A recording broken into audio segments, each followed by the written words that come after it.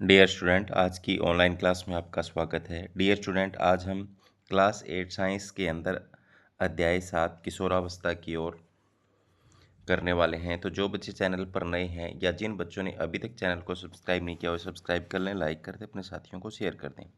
तो शुरू करते हैं आज की क्लास। आप अपनी स्क्रीन पर देख सकते हैं किशोरावस्था की ओर अध्याय 7। इसमें किशोरावस्था क्या होती है? तो जीवन काल की वह अवधि जब शरीर में ऐसे परिवर्तन होते हैं जिसके परिणाम स्वरूप जनन परिपक्वता आती है, किशोरावस्था कहलाती है। प्यारे बच्चों, ये किशोरावस्था कब शुरू होती है? किशोरावस्था लगभग 11 वर्ष की आयु से शुरू होकर 18 या 19 वर्ष की आयु तक रहती है। टीनेजर्स यानी किशोर, किशोरों को टीनेजर्स भी कहा जाता है। लड़कियों में यह अवस्था लड़कों की अपेक्षा 1 या 2 वर्ष पूर्व शुरू हो जाती है। यौनारंभ क्या होता है?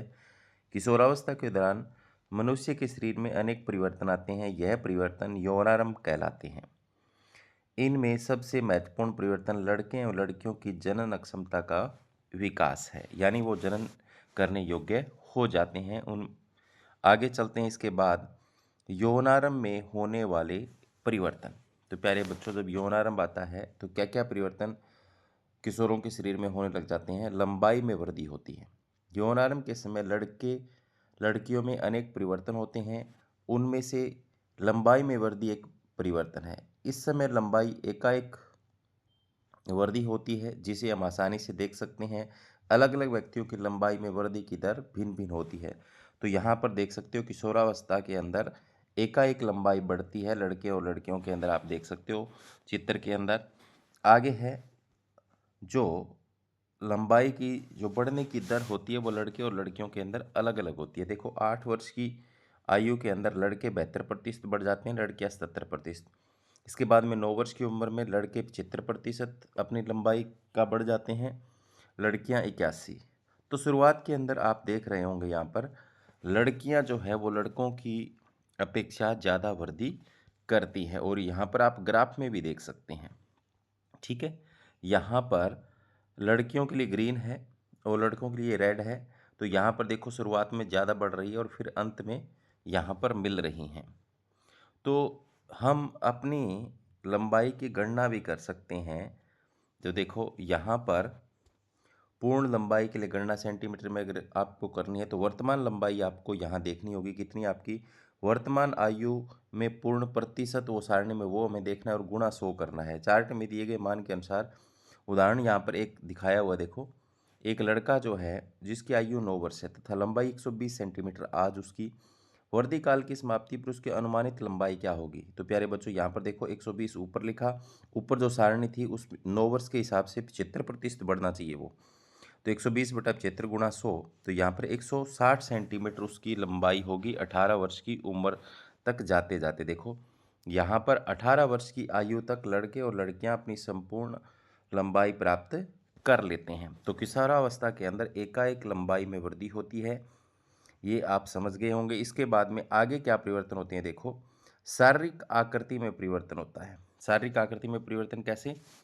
कंधे व सीने में परिवर्तन तीव्रता से होता है। कंधे फैलकर चौड़े हो जाते हैं। लड़कियों में कमर का निचला भाग चौड़ा हो जाता है। वृद्धि के कारण लड़कों में शारीरिक पेशियां लड़कियों की अपेक्षा सुस्पष्ट एवं गठी हुई दिखाई देती है। तो दूसरा परिवर्तन है शारीरिक आकृति में परिवर्तन। इसके बाद तीसरा परिवर्तन है सवर में परिवर्तन। सवर में परिवर्तन कैसे होता है? देखो, यौनारंभ में सवर यंत्र अथवा लैरिंक्स में वृद्धि का प्रारंभ होता है। लड़कों का सवर यंत्र विकसित होकर अपेक्षाकृत बड़ा हो जाता है। लड़कों में बढ़ता हुआ सवर यंत्र गले के सामने की ओर सुस्पष्ट उभरे भाग के रूप में दिखाई देता है। तो आप इस चित्र में देख सकते हो, ये वाला लड़कियों में नहीं दिखाई दे रहा, लड़कों में दिखाई दे रहा है, जिसे एडमस एप्पल या कंठमणि कहते हैं। लड़कियों का सौर यंत्र छोटा होता है, बाहर से दिखाई नहीं देता। तो यहाँ पर आप दूसरे चित्र में देख सकते हो, इसमें दिखाई नहीं दे रहा, इसमें दिखाई दे रहा है। तो यहाँ पर लिखा हो किशोरावस्था में लड़कों की आवाज़ में भारीपन था, लड़कियों की आवाज़ में उच्च तारतव क्यों होता है? तो इसका कारण यही होता है, लड़कों में एडमस एप्पल यानी कंठमणि अधिक वृद्धि करता है, जबकि लड़कियों में यह छोटा होता है, तो इसलिए उच्च तारतव का होता है उसकी आवाज़। आगे है स्वेद एवं तेल ग्रंथियों की क्रियाशीलता। किशोरावस्था में स्वेद एवं तेल ग्रंथियों की क्रियाशीलता भी बढ़ जाती है। इन ग्रंथियों की अधिक क्रियाशीलता के कारण कुछ व्यक्तियों के चेहरे पर फुंसियाँ और मुहासे आदि हो जाते हैं। तो ये एक जो बदलाव आता है वो आप देख सकते हैं और आपने महसूस भी किया होगा। नोट: स्वेद ग्रंथि, तेल ग्रंथि तथा लार ग्रंथि जैसी कुछ ग्रंथियां अपना स्राव वाहियों द्वारा स्रावित करती है। अंतःस्रावी ग्रंथियां हार्मोनों को शुद्ध रुधिर में प्रवाहित निर्मोचित करती है, इसलिए इन्हें नलिका विहीन ग्रंथियां भी कहते हैं। इसके साथ साथ अगला जो परिवर्तन होता है, जनन अंगों का विकास। यौनांग में नर जननांग जैसे कि वृषण एस्ट्रोजन पूर्णतः विकसित हो जाते हैं।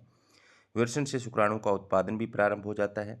लड़कियों में अंडाशय साइज में वृद्धि हो जाती है तथा अंड परिपक्व होने लगते हैं। अंडाशय से शुक्राणुओं का निर्मोचन भी प्रारंभ हो जाता है। यानी कहने का मतलब ये है कि यौनारंभ में नर जननांग जो होता है वो पूर्णतः विकसित हो जाता है और ये वर्षण जो होता है वो शुक्राणु पैदा करना शुरू कर देते हैं और अंडाशय जो है वो अंडाणु पैदा करना शुरू कर देते हैं। तो आप आगे चित्र में देख सकते हैं, ये नर जननांग है, यहाँ पर ये वृषण है, ये शिशन है और यहाँ वर्षण के अंदर क्या है, शुक्राणु बनते हैं जो आपको यहाँ पर दिखाए गए हैं।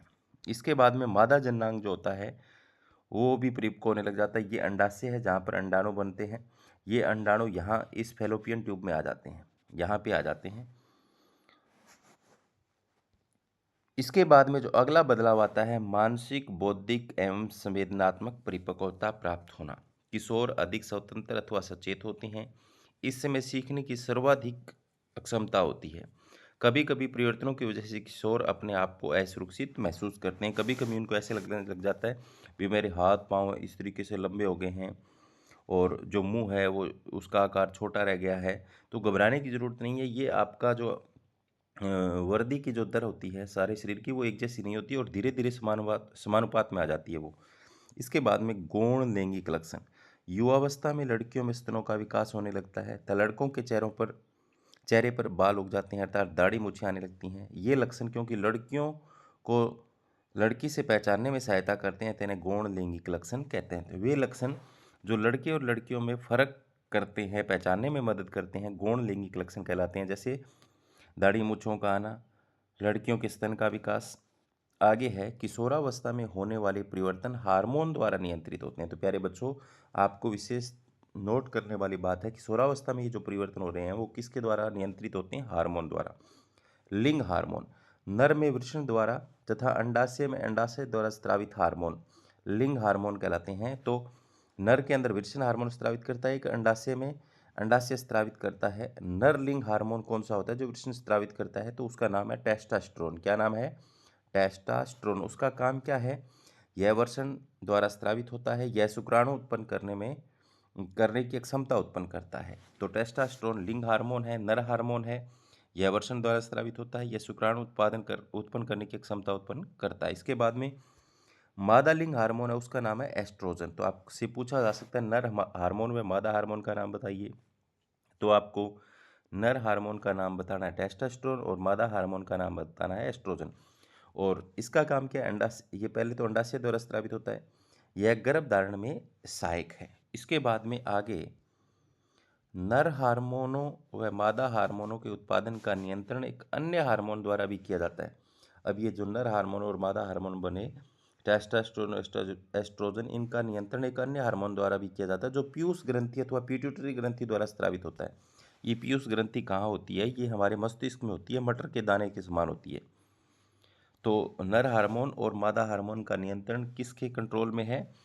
इस पीयूष ग्रंथि के। अब जनन प्रक्रिया प्रारंभ करने में हार्मोनों की भूमिका क्या होती है प्यारे बच्चों? अंतःस्रावी ग्रंथियां हार्मोन रुधिर प्रवाह में स्रावित करती हैं, ये आपने पहले भी पढ़ा, जिससे वह शरीर के विशिष्ट भाग अथवा लक्ष्य स्थल तक पहुंच सके। हमारे शरीर में अनेक अंतःस्रावी ग्रंथियां हैं। वृषण एवं अंडाशय लैंगिक हार्मोन स्रावित करते हैं।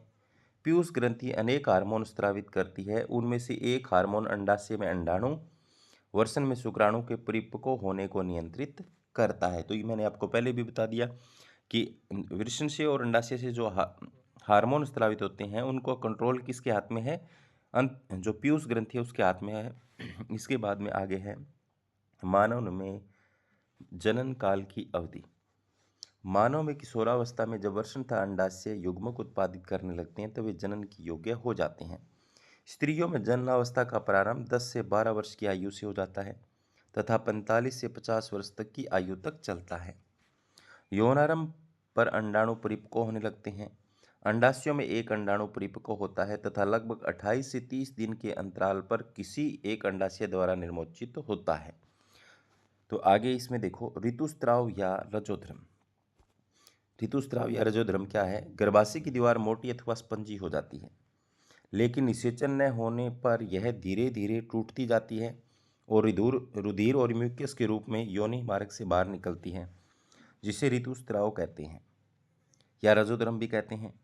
ऋतुस्राव लगभग 28 से 30 दिन में एक बार होता है। पहला ऋतुस्राव यौनारंभ में होता है, जिसे रजोदर्शन कहते हैं। पहली बार जब जो होता है उसे क्या कहते हैं? रजो दर्शन। क्या होता है प्यारे बच्चों? यहाँ पर ये जो अंडाशय है इसके अंदर अंडाणु बनता है एक, वो यहाँ आ जाता है।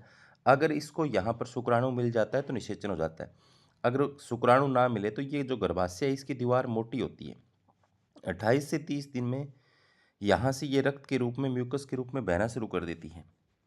तो इसे क्या कहते हैं? रजोदर्शन या ऋतुस्राव कहते हैं। निषेचन न होने पर अनिषेचित अंडाणु तथा गर्भाशय की मोटी परत रक्त के साथ शरीर के बाहर निकाल दी जाती है, जिसे रजोधर्म या ऋतुस्राव कहते हैं। चित्र में आप देख सकते हैं। इसके बाद में रजोनिवृत्ति। लगभग 40 से 50 वर्ष की आयु में ऋतुस्राव होना रुक जाता है। ऋतुस्राव के रुक जाने को रजोनिवृत्ति कहते हैं। तो स्त्रियों में ऋतुस्राव चक्कर बंद होने की अवस्था को रजोनिवृत्ति कहते हैं। संतति का लिंग निर्धारण कैसे होता है? तो प्यारे बच्चों, गुणसूत्र प्रत्येक कोशिका केंद्र में उपस्थित होते हैं। सभी मनुष्यों की कोशिकाओं के केंद्र में 23 जोड़े गुणसूत्र पाए जाते हैं। इनमें से 2 गुणसूत्र, एक जोड़ी लिंग गुणसूत्र जिन्हें XY कहते हैं। स्त्री में 2 X गुणसूत्र होते हैं, जबकि पुरुष में एक X तथा एक Y होता है। जनन X गुणसूत्र वाला शुक्राणु अंडाणु को निषेचित करता है, तो युग्मनज में 2 X गुणसूत्र होते हैं। मादा शिशु में विकसित होगी। यदि अंडाणु को निषेचित करने वाला शुक्राणु Y गुणसूत्र तो युग्मनज नर शिशु में विकसित होगा। तो मैं ये आपको ये समझा देता हूँ। जैसे ये तो होते हैं नर के अंदर, ये होते हैं मादा के अंदर। अगर नर का X मादा के X से मिलता है तो लड़की, इसके बाद में यही X दूसरे X से मिलता है तो लड़की। तो यहाँ पर इसका Y इस मादा के X से मिलता है तो लड़का, और इसका Y दूसरे X से भी मिलता है तो लड़का। यानी संभावना कितने प्रतिशत होती है? 50% होती है लड़का और लड़की होने की। और कब होता है? जब इस तरीके से ये गुणसूत्र मिलते हैं। आगे लिंग हार्मोन के अतिरिक्त अन्य हार्मोन। तो ये आप देख सकते हैं, मैंने आपको बताया था पीयूष ग्रंथि कहाँ होती है। देखो, मस्तिष्क में। इसके बाद में थायराइड ग्रंथि, एड्रिनल ग्रंथि, अग्नाशय ग्रंथि। स्त्रियों में अंडाशय की स्थिति कहाँ है, यूरिसन कहाँ है, एक ही चित्र में आपको दिखाए गए हैं। पीयूष ग्रंथि का क्या काम है? देखो, यह हमारे मस्तिष्क के निचले भाग में स्थित होती है। इसका आकार मटर के दाने के आकार का होता है। इससे निकलने वाले हार्मोन अन्य अंतःस्रावी ग्रंथियों की क्रियाविधि पर नियंत्रण रखते हैं। तो प्यारे बच्चों, ये जो पीयूष ग्रंथि है, इससे निकलने वाले हार्मोन जो होते हैं वो हमारे शरीर के सभी हार्मोनों का नियंत्रण करते हैं। इसलिए पीयूष ग्रंथि को मास्टर ग्रंथि कहते हैं। ठीक है।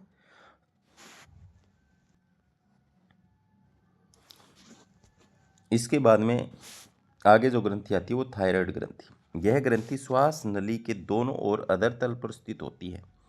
इसमें स्रावित हार्मोन थायरोक्सिन है, जो आयोडीन द्वारा बनता है। इसकी कमी से गलगंड या गाइटर रोग हो जाता है, जिसे गला फूला हुआ रहता है। तो प्यारे बच्चों, ये हमारे गले के अंदर यहाँ पर थायराइड ग्रंथि होती है, थायरोक्सिन हार्मोन बनाती है, और इसको बनने के लिए आयोडीन चाहिए। अगर आयोडीन की कमी हमारे शरीर में होगी तो हमारा गला फूल जाएगा। इसको गलगंड या गाइटर रोग कहते हैं। इसके बाद में एड्रिनल ग्रंथि क्या होती है? यह ग्रंथि वृक्क के ऊपरी भाग पर स्थित होती है। इसे स्रावित हार्मोन एड्रेनलिन हार्मोन, यह रुधिर में नमक की मात्रा को संतुलित करता है। तो एड्रेनल ग्रंथि है वो एड्रेनलिन हार्मोन स्रावित करती है। ये वृक्क के ऊपर होती है और ये रुधिर में किसकी मात्रा को नियंत्रण करती है? नमक की। इसके बाद में अग्नाशय ग्रंथि, यह अमाशय के नीचे स्थित होती है। इससे स्रावित हार्मोन इंसुलिन है। यह रुधिर में ग्लूकोज की मात्रा को नियंत्रित करता है। इसकी कमी से मूत्र के साथ ग्लूकोज बाहर आता है, जिसे हम मधुमेह रोग कहते हैं। प्यारे बच्चों, अग्नाशय ग्रंथि अगर किसी की सही नहीं रहती है, इंसुलिन हार्मोन का स्त्रावन सही से नहीं कर रही है, तो हमारे खून के अंदर, रक्त के अंदर ग्लूकोज की मात्रा बढ़ जाती है, मीठे की मात्रा बढ़ जाती है, जिसे हम शुगर या मधुमेह का रोग कहते हैं। ठीक है। इसके बाद में लार्वा से वयस्क बनने वाले परिवर्तन को क्या कहते हैं? कायांतरण कहते हैं। मेंढक के अंदर ऐसा होता है। कीटों में कायांतरण का नियंत्रण कीट हार्मोन द्वारा होता है। इसके बाद में जननात्मक स्वास्थ्य, व्यक्ति का कायिक एवं मानसिक विसंगति मुक्त होना उस व्यक्ति का स्वास्थ्य कहलाता है। किसी भी आयु के व्यक्ति के शरीर को स्वस्थ रखने के लिए संतुलित आहार की आवश्यकता होती है। किशोर की पोषण आवश्यकताएं क्या हैं? तो यहाँ पर देखो, संतुलित आहार। किशोर बढ़ रहा होता है, उसको संतुलित आहार चाहिए। संतुलित आहार का अर्थ है भोजन में प्रोटीन, कार्बोहाइड्रेट, वसा, विटामिन एवं खनिज का पर्याप्त मात्रा में समावेश। हमारा भारतीय भोजन जिसमें रोटी, चावल, दाल एवं सब्जियां होती हैं, एक संतुलित आहार है। नोट: लोहा, आयरन रुधिर तत्वों का निर्माण करता है। तो हमारे भोजन के अंदर लोहे की जो मात्रा होती है वो रुधिर का निर्माण करती है। व्यक्तिगत स्वच्छता क्या है? हमारे जीवन में व्यक्तिगत स्वच्छता पर ध्यान देना अति आवश्यक है। प्रत्येक व्यक्ति को प्रतिदिन एक बार स्नान करना ही करना चाहिए। शरीर के सभी भागों को स्नान करते समय भली प्रकार धोकर साफ करना चाहिए। यदि सफाई नहीं हो तो जीवाणु संक्रमण का खतरा बना रहता है। शारीरिक व्यायाम: ताजी हवा में टहलना, खेलना शरीर को स्वस्थ व चुस्त रखता है। सभी युवा, किशोर एवं लड़कियों को टहलना, व्यायाम करना एवं बाहर खेलना चाहिए। नशीली दवाओं, ड्रग्स का निषेध: किशोर अवस्था में मन और शरीर अत्यधिक क्रियाशील होता है, इसलिए असुरक्षित और बेचैन नहीं होने चाहिए। किसी भी व्यक्ति द्वारा सुझाने पर कि नशीली दवा, ड्रग्स का सेवन करने से आराम मिल सकता है, कभी न अपनाए। जब एक बार नशा करने की लत लग जाती है तथा बार बार नशा करने को मन करता है, नशे से शरीर को नुकसान होता है। ये स्वास्थ्य और खुशियों को ख़त्म कर देते हैं। इसके बाद में एड्स क्या होता है? तो प्यारे बच्चों, एड्स का पूरा नाम आपसे पूछा जा सकता है, तो मैंने यहाँ पर लिखा है। ए से एक्वायर्ड, आई से इम्यूनो, डी से डेफिशिएंसी और एस से सिंड्रोम। और ये किससे होता है? ये HIV नामक विषाणु यानी वायरस से होता है। यह वायरस पीड़ित व्यक्ति से स्वस्थ व्यक्ति में ड्रग के इस्तेमाल की जाने वाली सिरिंज द्वारा भी जा सकता है। HIV से पीड़ित व्यक्ति के साथ लैंगिक संपर्क स्थापित करने द्वारा भी इस रोग का संक्रमण हो सकता है। और HIV का पूरा नाम क्या है? Human immuno virus. तो ये थी आज की क्लास, जिसको हमने एक छोटे से नोट्स के ज़रिए समझाने की कोशिश की है। उम्मीद करता हूँ कि आपको समझ में आई होगी। और नेक्स्ट वीडियो के अंदर हम इस पाठ के हम प्रश्न उत्तर लेकर के आएंगे।